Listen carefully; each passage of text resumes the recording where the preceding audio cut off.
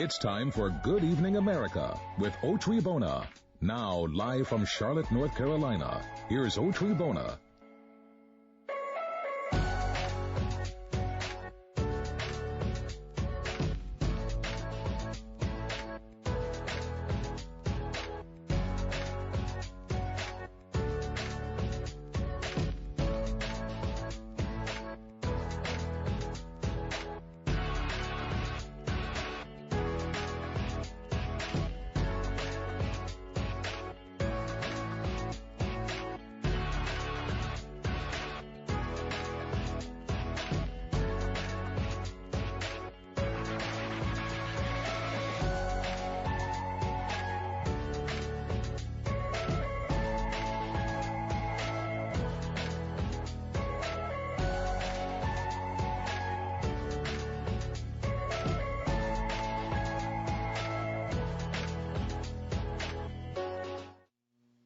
Good evening, America, with Bona.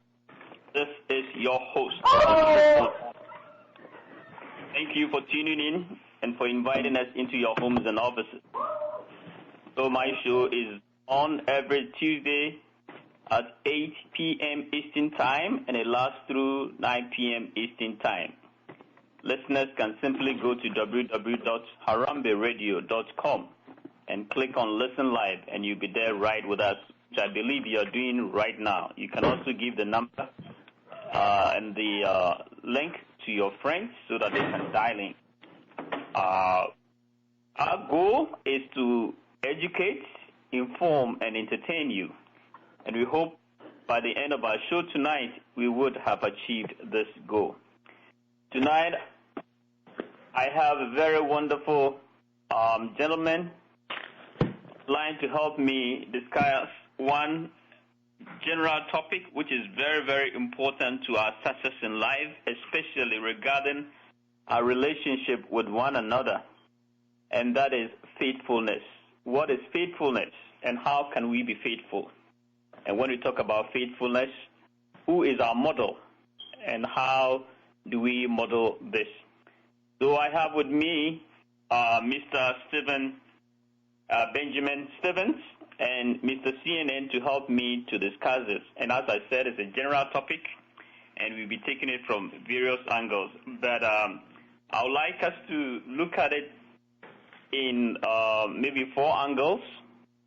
First, what is faithfulness? And we want to talk about the faithfulness of God, because when we're talking about faithfulness, it's one of the fruit of the Spirit, and it's one of the characteristics of God. So we want to see how God is faithful, and what we say faithful, what is it?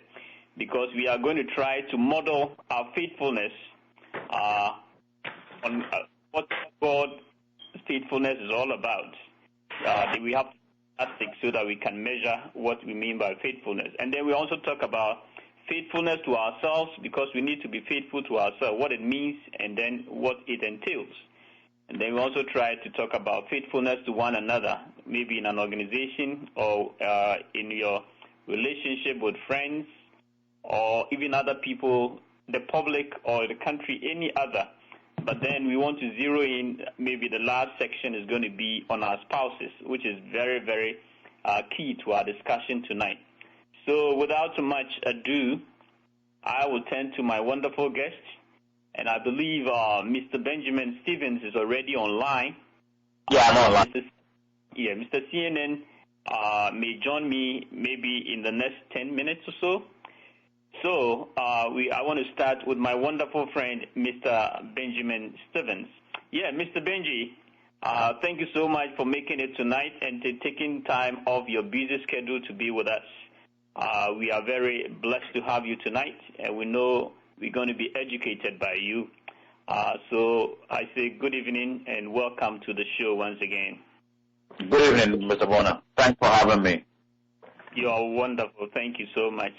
And Mr. Benji, if you don't mind, just give our audience maybe a brief introduction of yourself. I know you've been here before, but as you rightly know, people change. New people may be listening in, and they would like to know who is making all these wonderful remarks. Maybe they want to get back to you. Yes. Yes, my name is Benjamin Stevens. I live in Charlotte, and I work as a banker. And yeah, basically, I'm married with 2 kids. Yep. Okay, wonderful. That's good enough introduction. Work with Bank of America. You're a believer, and you're married with 2 kids. That's good enough. That's good enough qualification to talk about faithfulness. Great. So, Mr. Benji, let's begin. Let's make it a lively discussion. You can ask me questions, and I can also ask you questions, and then also you can comment on anything, or you can bring in anything as we progress. First, I want us to look at the word faithfulness. When we talk of faithfulness, can you help us to define it in your own terms, or help us to maybe get a background of what faithfulness is all about? Faithfulness to me, it comes from the word faith, or faithful. And to me, faithful means sticking to a cause, or sticking to a concept, a belief, an idea, sticking to a big cause, like being a faithful citizen, being a faithful spouse, being a faithful employee, sticking to the company's mission and vision, sticking to the country's or the nation's motto or its theme, sticking to the family's values and principles. And to me, that's what I see when I hear the word faithfulness. That's wonderful. That's wonderful. Yes, rightly so. And I also have a little definition here, which actually is not a definition per se, but it's just an explanation of faithfulness. Just like you rightly said, faithfulness usually hinges on what we value as important, just as you said, values, and then the motto of the company, the theme of something, vision, values. And these are the landmarks of which we use to arrive at a decision, or we arrive at our goal. And so to be faithful means we stick to these things, we don't deviate from it, neither move to the left or to the right. You try to focus on it, and then we hope to achieve results as a result of that. And the most important thing that I see here, which I want us to link to faithfulness, is values, and also things that are important to us, because usually we are faithful to things that are very important to us. And this, we combine it with commitment. We get committed to the thing because we know that it is very important. And therefore, we try to commit ourselves. It could be our time, sacrifice, a whole lot of things. So faithfulness is not cheap. It comes with a price. You have to be committed. And being committed means you may have to lose or leave somebody else or leave something in order to be faithful. And we know that we have such words as dedicated, steadfast, devoted, dependable, loyal, true, conscientious, dutiful, careful, and a whole lot of adjectives like these describe what faithfulness is all about. So we have to be loyal, and it's very, very important in every relationship. And as you rightly said, when you hear the word faithfulness, it comes from the root word faith, which means you have to be dependable, and also you have to be trustworthy. Now, Mr. Benjamin Stevens, let's talk a little bit about the opposite of faithfulness. If you are not faithful, then what do you become? Then you become unfaithful. Then you become disloyal. You become more of a wavering personality. If you're unfaithful, means that let's say you engage in sexual intercourse with 2 people, or 2 people, your spouse and another person. That means you're unfaithful to the marriage vows. Maybe you have you are fully employed, but you still do your own business on the side without letting your employer know. It means you are not fully faithful to your company. Okay. All right. Yeah. Okay, that's good. Yeah, well, maybe I'd like to add a little caveat. I mean, I think you can do a business by the side, but that it doesn't have to conflict. There shouldn't be a conflict of interest. Yeah. So you have to let your employers know, and they will have to determine whether there's any conflict of interest. Conflict of interest might not necessarily be competing with the same customers. It's also competing with your time. So if you work a 9 to 5, and your company knows that you work 9 to 5, but then between 2 and 4 p.m. you do your own business, that means you are being unfaithful because they pay you from 9 to 5. But I mean, even though there's no conflict of interest, there's conflict of time. Okay, we'll come back to that because I made this somehow to some of them, but I mean it's rightly online, but in everything there are some other exceptions, but we shall come back to that. Before we talk about faithfulness, so that we need to narrow it down a little bit because it's so broad, and if you don't narrow it down and get a scoop, then everybody say that this is what is important to me, therefore this is what faithfulness means to me, and this is it. So we need to narrow it down so that we can be able to measure. And I think in order to narrow it down, we have to look at the source of the word or the source of faithfulness. What is the source of faithfulness? Who is the father of faithfulness? So that we can use him as the yardstick. Yeah, I think to a large extent, as Christians, I mean, Christians would want to see God as the bearer of faith, the barometer by which we measure our faithfulness, and that the good book, the Bible says that only God is faithful. I mean, God is faithful, and the faithfulness is renewed every morning. Why? Because He never wavers, He never changes, and that's why we also derive or draw our inspiration from with regards to faithfulness. That's wonderful. Just like you rightly said, faithfulness is also one of the fruits of the Spirit, and we know that we have the fruit of the Spirit, right? Yeah. Yes. Yes. Maybe you can name me some of them. Joy. Love, joy, peace. Love, joy, peace, patience, kindness, faithfulness, and self-control. Okay, long-suffering and good, self-control. So all these are qualities, and these qualities are in the line of faithfulness. I mean, they are from the same tree. So that means they are from the same tree. And we know that the tree is God. So when we talk about faithfulness, it is God who is faithful, which means it's not that he has faithfulness, but he is what faithfulness is all about. And as you rightly said, Lamentations 3:22-24 says, the steadfast of the Lord never ceases. His mercies never come to an end. That is his faithfulness.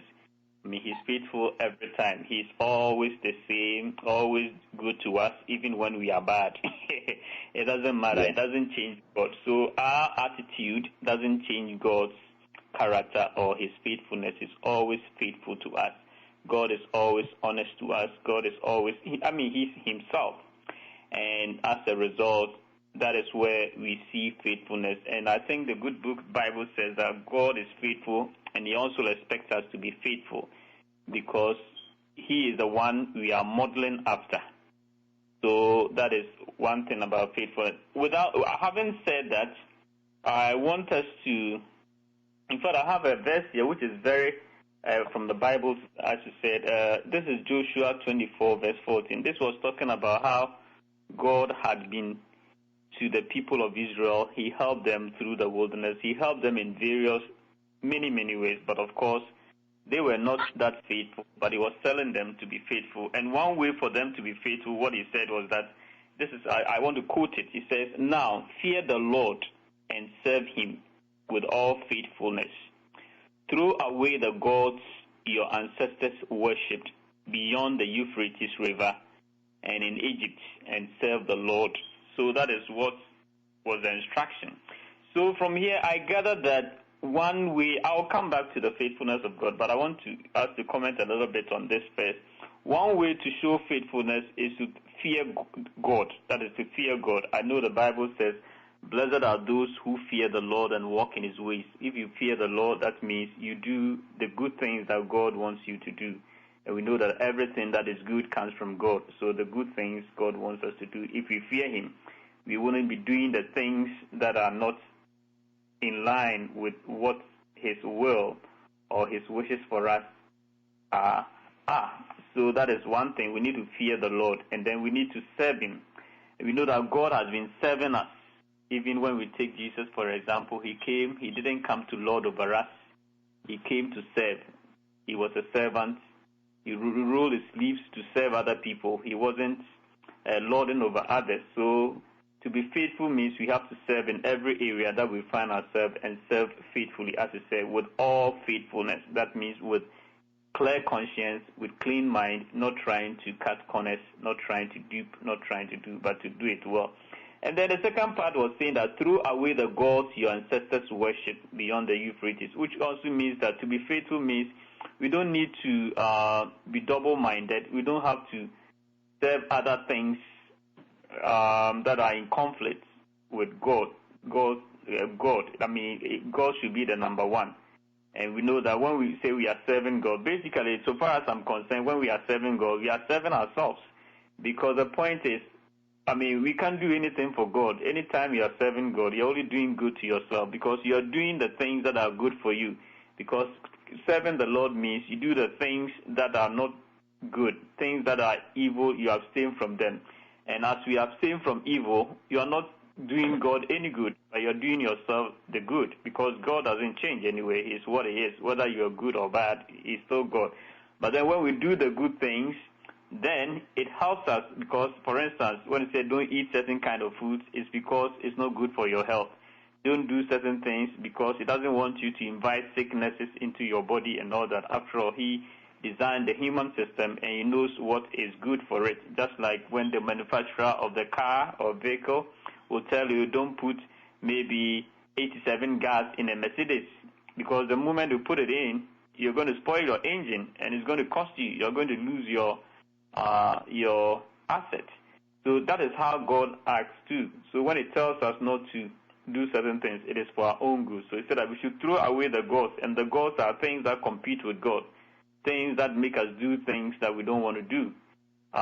We don't want to do because at the end it makes us prisoners, you know, and then we cannot actually have freedom for ourselves, and a whole lot of other things go on.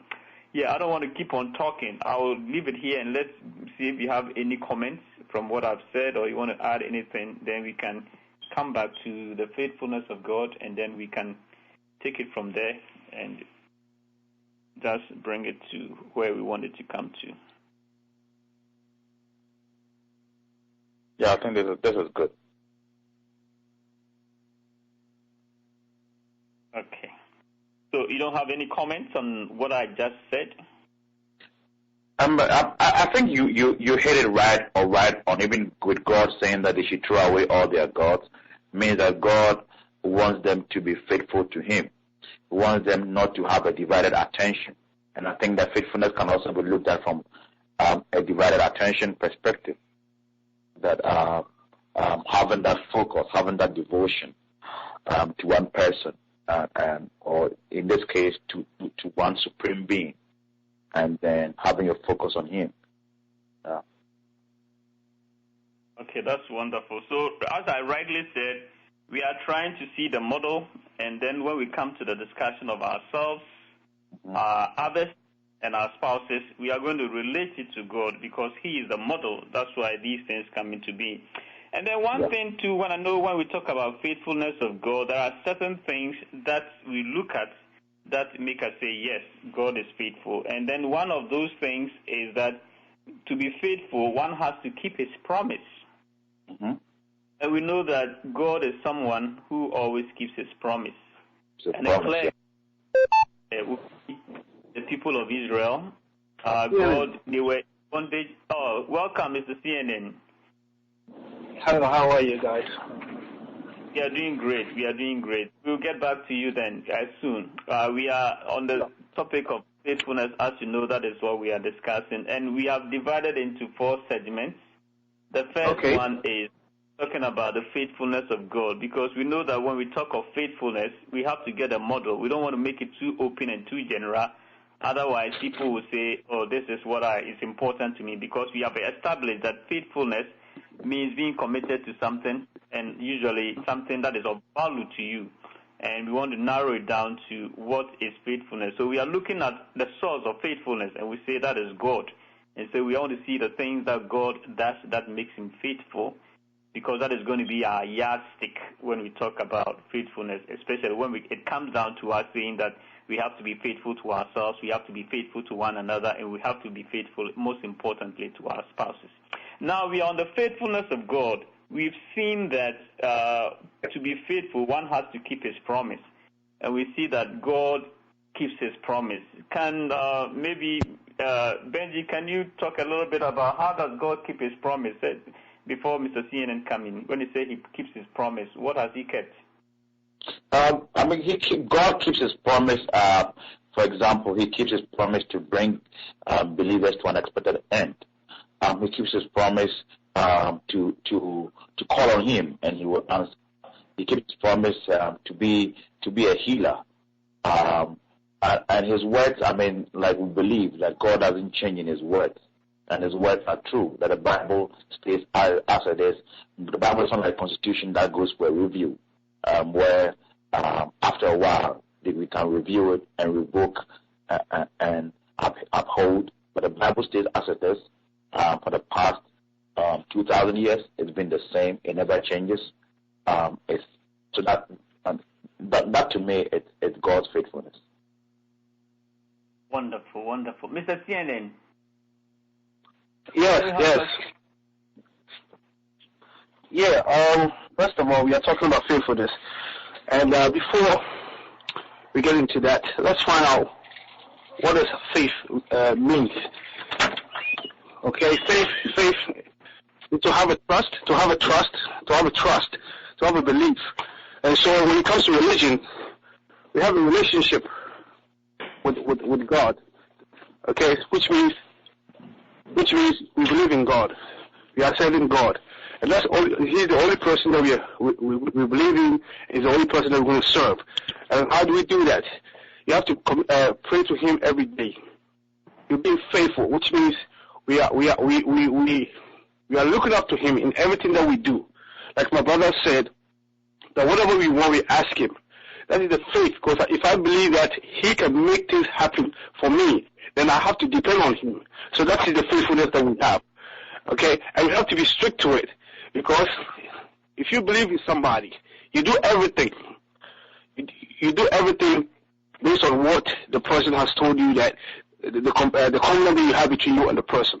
So that is how I see it when it comes to faithfulness. Because if you prove to me that whatever that you want, I will make it happen for you. Okay? So that is why we communicate with God. That through the power of the tongue, that whatever we say comes true. Because of the covenant we have with him, because of the faithfulness that we have faith. And he said, even if we have sinned, he is faithful and just to forgive us. Because of the fact that we have that covenant, that even if we forgive as a father, if we sin against him as a father, he will be able to forgive us. That is because we have the covenant. That is the faith that we have in him. That's wonderful. That's wonderful. You've made several points here, which we'll come back to that. As you said, one of them is forgiveness. He said, if you are, though your sins be as scarlet, they shall be washed as white as snow, and that is God speaking. Because he said that when we come to him, no matter what you've done wrong, if you confess, we come to him, he will forgive us. And because his nature is that he doesn't lie, he will surely do that, and we will try to relate it. So those are the attributes of God. And just to keep the record straight, one of the motives of our discussion also for this faithfulness is also to link it to integrity, because when we talk about integrity, when you say somebody has integrity, the person is loyal, the person can be trusted, the person is faithful. So these are some of the qualities that we should be able to see in a person, or we should be able to exhibit to be called that we have integrity. And everything, as we know, everything that is good comes from God. And this is also one of the nature of God and comes out of faithfulness. And I want to just continue from where Mr. C.N. said, one of the faithfulness of God is forgiveness. We know that, as people said, people usually ask this question, if God is there, why is it that there are so many evil in the world and all this is going on and God is not doing anything? Because God is forgiving. God is faithful. He's not a guy who is always having a stick on his hand. The least thing you do, he whips you up. He always gives a rope for people to, confess or repent so that he can forgive them.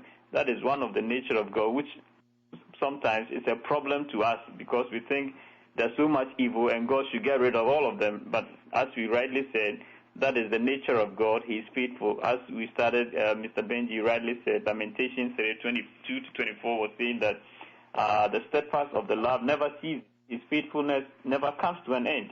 He's so faithful to the bad guys and the good guys. It doesn't matter. He wants us to change anyway. But the point is, whilst we haven't changed, he doesn't ignore us. He's still loving us and he's still doing everything for us to make us come back to him. But the only thing is that we have to make sure we don't die in our wickedness. Because when we die in our wickedness, then you go and meet him as a judge, not longer as this nice guy.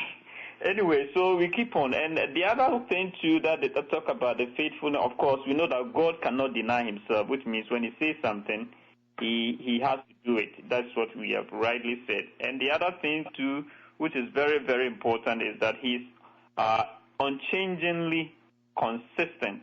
That is, he doesn't do one thing today and tomorrow he does the other thing, or he doesn't say something today and say something tomorrow.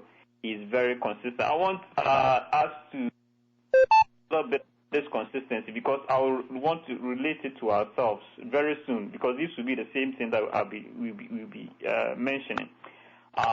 So can anyone comment on the consistency of God, unchangingly consistent?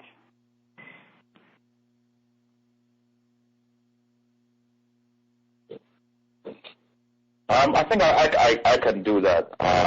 But based on what we've been discussing so far, it comes back to the point about, does God change? Does God say this and do otherwise? Does God respond to our prayers? Does his word ever change? And I was making reference to the Bible, that God is consistent. The Bible has never been reviewed by anybody. And God has not come back and said that, hey, based on the times, based on how people, the current generation, I want to review the Bible and revoke some laws, just as we have in constitutions. Even constitutions are revoked, reviewed, and all that. But God doesn't do that. His words which means that his words are universal. His words are, his nature is beyond, it transcends the normal scheme of things. So God doesn't change. His words are the same. He's faithful, and that's what we mean by faithful. And he's also faithful in the sense that even when we sin, his faithfulness is renewed every morning. So we can always go back and tap into it. God is not like a human being who today will say this and then tomorrow will say, no, even though I said it, I've changed my mind. God hasn't changed his mind. God is still the same. That's wonderful. As you were talking about the unchanging character of God, his consistency, something came to mind. Because we know that in the Bible, there are so many things that God says we shouldn't do, or God detests them, that we shouldn't. One of them would be like, let me say, homosexuals. I mean, not to say same-sex, same-sex marriage, okay. Something like that. I think it's one thing that in the book of Genesis and even in Romans talk about it, that people began doing these things and they gave them to their depraved mind. And I know that these days some pastors and some other people are saying that, times have changed and therefore this is a new thing and we have to embrace it. Does it change the fact that God said it long ago and now he's changing his mind, that though at first it was something that was supposed to be they will say abomination or something that God did not, it was not to be mentioned among even people, even the heathen and many other constitutions.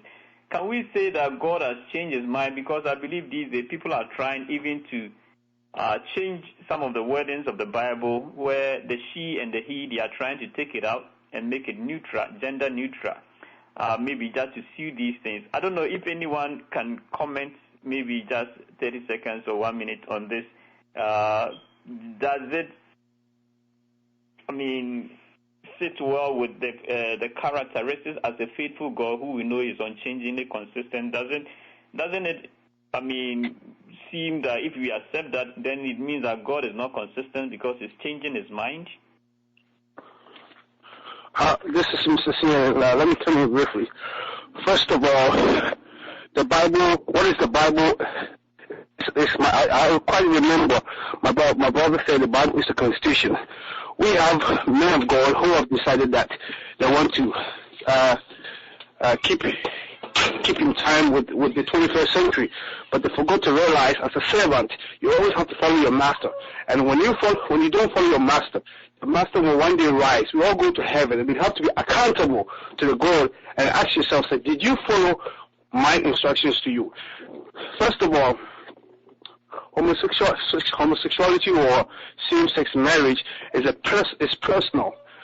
It's personal. It has nothing to do with religion, because people who believe in the Bible will tell you, I am against same-sex marriage. But just for the sake of constitution of a country, which is the U.S., they believe that we have to have same-sex marriage. It has nothing to do with religion. But unfortunately, some people are trying to take what is in the Bible and twist it a little bit. Okay? But then there are those who believe that our God forbids same-sex marriage. And we have the Supreme Court who decided. The Supreme Court did not use the Bible. They just decided that, you know what, just for the sake of love, for the sake of we having living as peace, that each of us, we are equal. Whatever the color of the skin or whatever lifestyle the person is, we are equal. It has nothing to do with the Bible. And so they're trying to change it and coin that, the Bible, is a little bit old. The Bible is the same, and it will be. So what I would say is, there are pastors who believe in what they believe, but the faithful ones, we talk about faith right now. The faithful ones who are stick to the Bible don't agree with what we have right now. And those are the ones that who are really doing what our Father is asking them to do the right way. I hope you get my point, right? Yes, I got your point. Mr. Benji, do you have a comment to make? I think that we have to make a distinction when we're talking about God. God doesn't look at it from it's personal or it's the country's constitution. God looks at it as his law, and his law says that he hates homosexuality or same-sex marriages. God says that he hates it, regardless of your personal inclination, regardless of how you feel as a person, regardless of how the country sees it.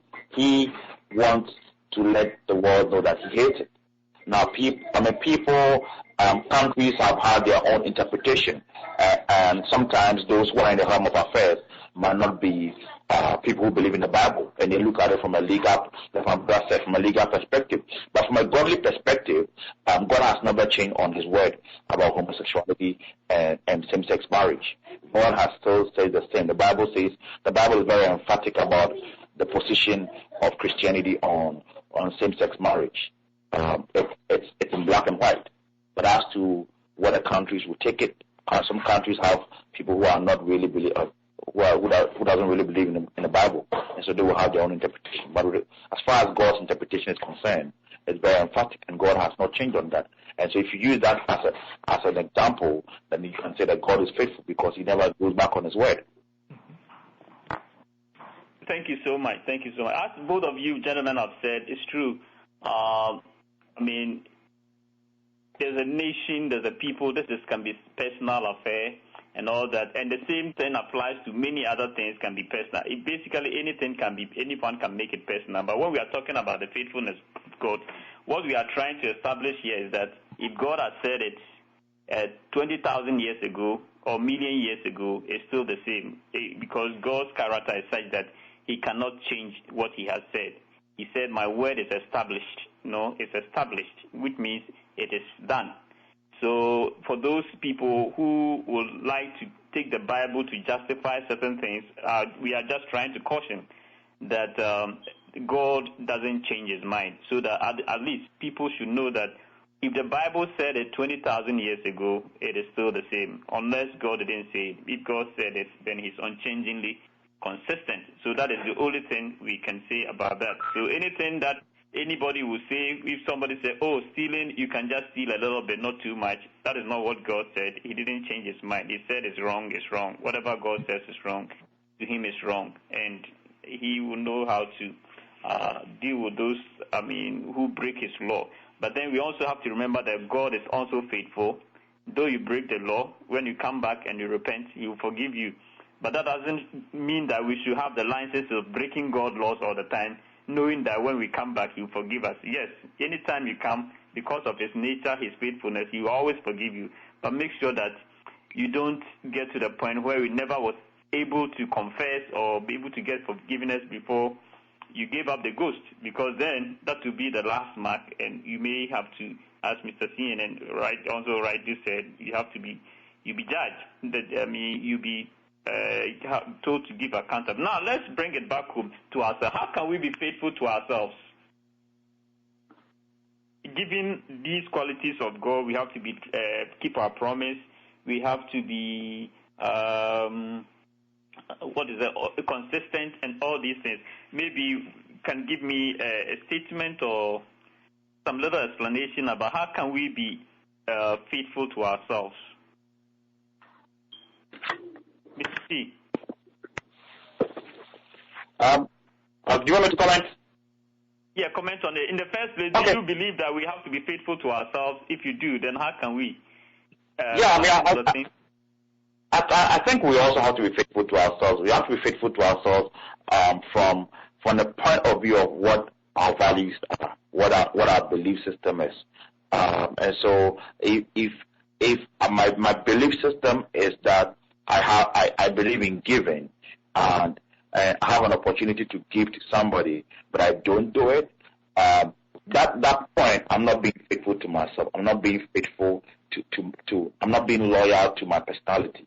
I'm denying my personality of what I stand for. If I want to be faithful in let's say in my relationship, and I say one thing and do the other thing, it means that I'm not being faithful. I'm not being loyal. I'm not being true. I'm not being consistent with my value system and my beliefs. Wonderful, wonderful. And as you rightly said, I agree with you. And it's very important because if you want to get anywhere, we need to be faithful to our values. Because anybody who is mapping or who is doing anything, if you don't know, let's say if you're going somewhere, if you don't know where you're going, anywhere you reach, you think you have arrived. Yeah. So once you have set up your goals, it is important that you keep to them, you stick to them. And I think when we started, Mr. CNN also said something about being faithful to God, that is praying daily, believing in God, and then being committed to him. We have to know that we are created by God, and the first thing that will help us to know the purpose of our being is we have to be connected to God. So it is very important that we get connected to God, because if we are not connected to God, we are not actually being truthful to ourselves, because we didn't come here by accident. Somebody brought us here, and we have to connect to him. And one way of connecting to him, as he said, is praying every day, believing in God, and being committed to him. So I think on that note, I also think being faithful to oneself also would be having a good connection or a good relationship with God, so that you can actually pursue the very purpose for which you are placed here, because each and every one of us is placed here for a very peculiar and special purpose. But in order to be able, I realize that you have to be connected to your Creator. So as he said, we have to do that. And then the other thing too is that we have to try to forgive. Forgive ourselves. We have to be faithful to us. We have to forgive ourselves too, because sometimes we get into a situation, God might have forgiven us, but we don't want to forgive ourselves. So that is another thing too. But I'll let Mr. CN comment on that, then we can move on to the next. Yes. First of all, we have to be true to ourselves. We have to be mindful of what we do, because our God is watching. For instance, you go to church, you say, pay your tithes and offering. It's in the Bible. It's a test me and open the doors of heaven. So we follow that. If we don't do that, then we are not being truthful and faithful. Okay, we lie about our friends. You gossip. Somebody talked to you about if it was confiding in you, and then obviously you took whatever the person told you, and then you spread it. You're not being faithful and dedicated and truthful, you see, because our God doesn't like it. So these are certain things that we have to be mindful. We have to be mindful in our daily lives, because we are following. He is our maker, and if we have a covenant with Him, then we have faith in Him. Then we have to, and also trust in Him. Then we have to follow what He's directing us to do. That's wonderful. Actually, you've led us into being faithful to others, as you said. So, like gossiping and all these things, we have to be faithful to one another, friends, company, all those things. I'll let Mr. Stevens maybe comment a little bit on that, maybe a statement or two, and then we will leave that segment, and then we go to our spouses. We take a break and come back to our spouses. So if you can say something about being faithful to others. Yeah, I mean, I think my brother has just said that. I mean, even in a relationship, I mean, when somebody tells you something in confidence, and you're supposed to keep it at that, you go about telling somebody that the person, you tell a third party, and you tell the third party to also keep it in confidence. By the time you realize, the whole thing is all over the place, and even as believers, sometimes people confide in us, and we are supposed to be faithful when we give our word that we will keep it in confidence. And so I agree with what he said. Okay, good. So our word should be our bond. We should be faithful. We shouldn't go about gossiping and doing all that, even as we have to be faithful to that. Let's take 30 seconds break and drink some water, and then come back and talk about the main thing, that is being faithful to our spouses, a relationship. Current events combined with a knowledge of history and common sense. Good Evening America with Otri Bona continues in just a moment.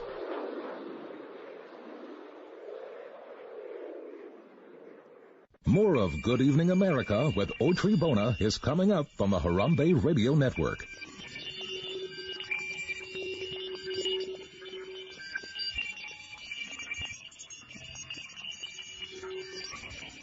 Current events combined with a knowledge of history and common sense.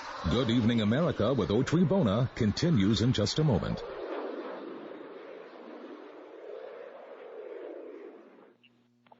Good evening, America. Welcome back to Good Evening America with Bona. We've been discussing faithfulness. So far, we've talked about faithfulness. We define what faithfulness is, being loyal, being truthful, being consistent, and then we've tried to find what is faithful. And we say that faithfulness is basically God, because God is the one who is faithful. And some of the things that He does that makes Him faithful is that He keeps His promise. He's very consistent, and He doesn't change His mind. What it says something, that is what it says. When we talk about being faithful to ourselves, we need to keep to our goals and try to be very loyal to those things that we've committed ourselves to. And then we also talk about being faithful to others, especially in the realm of gossiping and in the realm of somebody confiding in you. You have to know that you have to be truthful and keep what you said you will keep. And now we want to go to a very important part of faithfulness. When we talk about faithfulness, basically the big part of it is being faithful to our spouses and also our family. So I want us to put these two together and then talk about it. I have a statement here where I read it, I think was somewhere, and it said, when a young couple gets married, they enter into a covenant. Can anybody comment on that? They enter into a covenant. Yes, Mr. CNN. Shall I make the comment? Definitely. Yeah. First of all, let me give you a covenant. It's like an agreement, but it's not a written form. Two people have decided that we're going to be together for life. That is the covenant. How do I say? Certain people, they use their own blood and they touch each other. That is a covenant. Okay, it's just like you have a devil taking over your body. That's the covenant right there. You have a covenant with the devil. Whatever you do, you keep doing bad things. But with the couple, it's like if we say we love each other, we're going to remain loyal to each other, for better, for worse. That is the covenant in my definition. All right, great. Mr. Stevens? Hey. Hello? Yeah, hello. Yeah, go ahead. This is Stevens. Yeah. Go ahead. Yeah, I think that marriage, for example, like you said, it's not a contract, but it's a holy covenant, and it behoves on us to, as people who are married, to be faithful. Maybe a marriage is in trouble.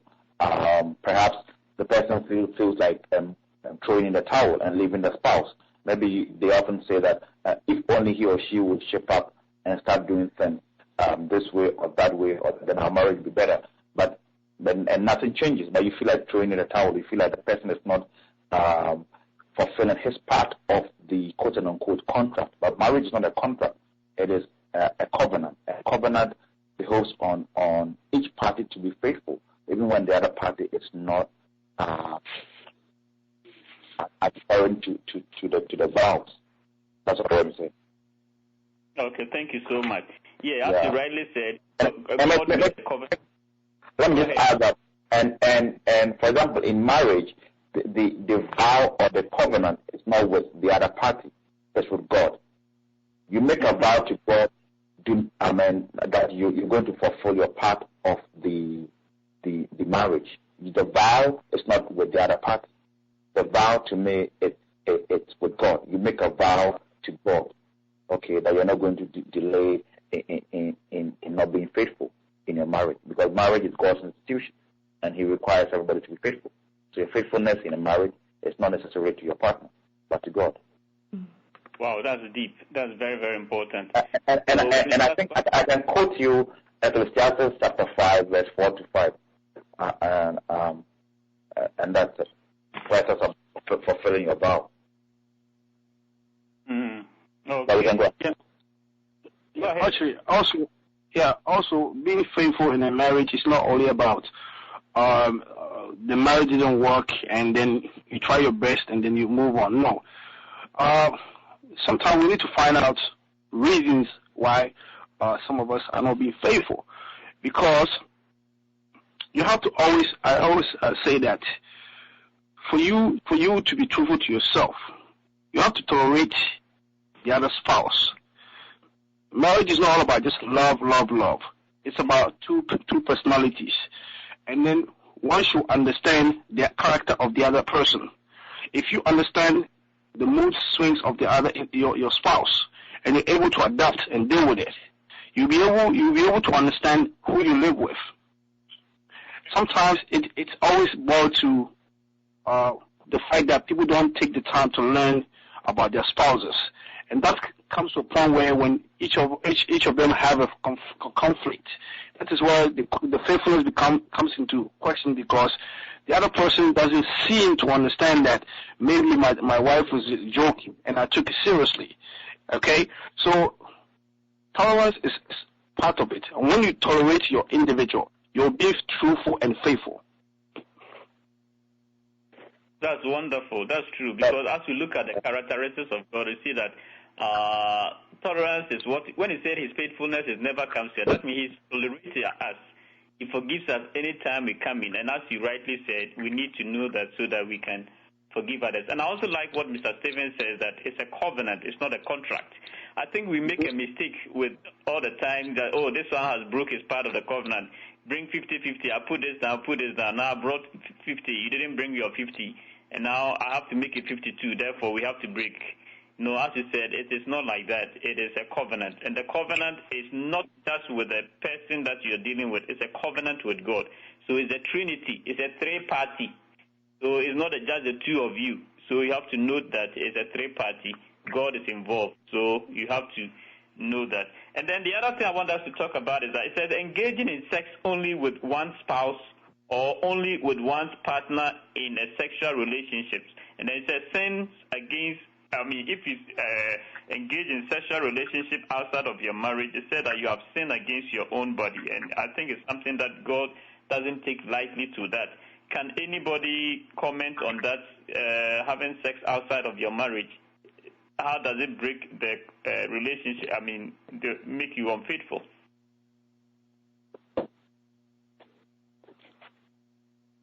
Yeah, obviously we both you vow to be truthful to each other, and then if you go according to that vow, then obviously you have committed a sin, and that will make your God angry. So basically, that is my understanding of that fact. But it is up to the individual to follow that. How do I say? To follow the vow that you made, that you don't have to go to that, but you have to remain with your spouse instead of going outside your spouse. Okay, great. Mr. Benji, and also I know it's not justified because God is consistently the same and He doesn't change His mind. When He says, I'm the Lord, I hate divorce, and He said that we shouldn't do this. When we do this, we sin against our own body. But then I want you to talk about, if you may, what are some of the things that happen because we are human that makes even other people go outside marriage vows, maybe in terms of this sexual relationships? And what are some of the things that happen so that people can stop? If you have anything to say. Yeah, I think one main point is lust. Lusting after other people. Maybe you have somebody in your office you tend to have a lot of conversation with, and the relationship tends to develop and evolve over the period, and it gets into something else. So it's a lust, and it's a lust that you have that could lead you to go elsewhere or go beyond your partner. Another point too is lack of self-control. Okay, you are tempted one way or the other, and then you give in. Maybe you're a woman, you are tempted and you give in, or maybe you're a man, you are tempted by a woman, or maybe your ex-girlfriend, something, and you give in. It makes it easier for you to fall out. Maybe you feel that the partner is not getting up to the level that you want. Maybe you marry your partner was a very slim person. Now all of a sudden your partner has put on a lot of weight, and you feel that that's not what you married, and so I want to go and look for something that is slim to my expectation. That makes people go out. Maybe you feel that you're not getting what you wanted in a marriage. It makes people go out. But the point is that it is a covenant. It is a vow you've made, whether it is good or not. The point that people maybe would miss as married couple is that we always tend to put the blame at the other person's doorstep. But the point is that once it is a covenant, once it is a covenant that you made to God and to another person, the question you have to be asked is that what can we do to fix this? What can we do? What kind of help do we need from each other to help us fix our marriage and get it to where we want it to be? Maybe sometimes we don't ask those questions. We don't seek solution. We jump to the next opportunity outside. That looks very good from the external perspective. Wonderful, wonderful. We made a very good point here. Say, what can we do to fix this? So that means yes. Okay, let me also add that sometimes it's always boils down to something is not right. something is not right and people are not talking about it. Like my brother said, lust is a part of it.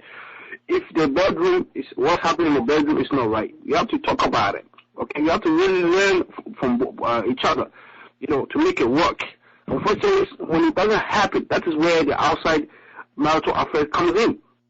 Okay, you have to learn what your partner wants. You have to take your time and learn it, because if you don't, then guess what? All this will come into pieces. So the best thing to do is analyze yourself, find out what is going on, what is it I'm not doing in the bedroom. Okay, if you're not romantic enough, then go ahead, learn how to be romantic. Okay, these are some of the things that we have to do, in our relationship, in the marriages, that will work. Besides tolerance, you also have to find out what my spouse wants, in bed. But if you don't find out these things and you think, someone will say, manna will come from heaven, it's not going to happen. Okay, you have to learn, you have to do everything on your own and seek God, for wisdom. That's how I see it. That's very deep. And I think that is the core of the problem. I mean, the bedroom thing, that's the core, because you have to learn. It doesn't happen by chance. You got to learn. Yeah. And I have just 1 minute, so whoever is going to comment, I want you also to talk about the rewards of faithfulness and the reward, maybe one of each, of faithfulness and unfaithfulness at the same time. Then that will end our program. So each one can say one. The reward of faithfulness, the reward of unfaithfulness. In our relationship, we are talking about the spouse and the spouses. I mean, let me take the first part, the reward of faithfulness. I think, whether you're a Christian or you're not a Christian, or maybe you're a Muslim, you don't believe in anything. There's one thing that is always, it's a principle. The principle is that you reap what you sow. And if you sow unfaithfulness in anything, maybe you are cheating your business partner, and you think that you have your way, you are not being faithful. You might have your way with your business partner, but hey, it will come back to you in another form. It will definitely come back in another form. Either you get your punishment from whoever you believe in as your maker. If you be a Christian, you get a reward from God, or you might get a reward in another form. It's the C.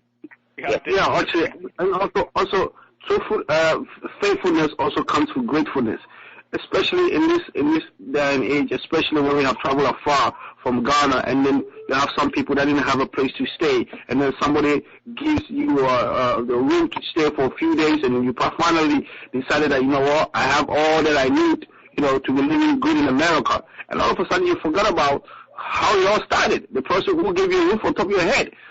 All these boils to something not right, when at some point your life becomes you have such a miserable life, and then you don't get that there are people who made it happy. You have to go back and be grateful and faithful, because if you're not faithful and grateful, you sow what you reap.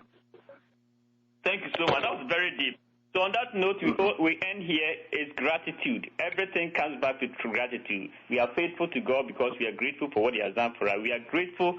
We are faithful to our spouses because we are grateful. We remember the past when we started, not just I don't have this time, so this is this and that. So on that note, I will end here, and our time has come to an end. And thank you, Mr. CNN, and thank you, Mr. Stevens.